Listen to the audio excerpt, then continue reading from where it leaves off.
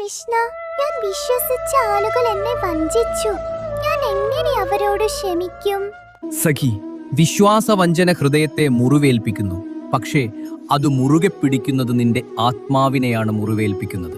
ക്ഷമിക്കുക എന്നതിനർത്ഥം അവർ ചെയ്തതിനെ നീ അംഗീകരിക്കുന്നു എന്നല്ല. അതിനർത്ഥം അവരുടെ പ്രവർത്തികൾ നിന്റെ സമാധാനത്തെ നിയന്ത്രിക്കാൻ ഇനി അനുവദിക്കുന്നില്ല എന്നാണ്. പക്ഷേ കൃഷ്ണ, ഞാൻ അവരോട് ക്ഷമിച്ചാൽ അവർ ജയിച്ചു എന്ന് കരുതില്ലേ? അവർ വിജയിച്ചു എന്ന് കരുതട്ടെ. നുണകളിലും വഞ്ചനയിലും അധിഷ്ഠിതമായ വിജയം ഒരിക്കലും നിലനിൽക്കില്ല. പ്രതികാരത്തിനു പകരം സമാധാനം തിരഞ്ഞെടുക്കുമ്പോൾ നീ തോൽക്കുന്നില്ല. നിന്നെ വേദനിപ്പിച്ചവരെക്കാൾ നീ ഉയരുകയാണ്. അവരുടെ വിജയം താൽക്കാലികമാണ്, എന്നാൽ നിന്റെ സമാധാനം ശാശ്വതമാണ്. സത്യം എപ്പോഴും അതിന്റെ വഴി കണ്ടെത്തുന്നു. അവർ ചെയ്ത കർമ്മം ഒരിക്കൽ അവരെ തേടിയെത്തും. നിന്നെ സംരക്ഷിക്കാൻ എപ്പോഴും ഞാൻ നിന്റെ കൂടെ തന്നെ ഉണ്ടാകും.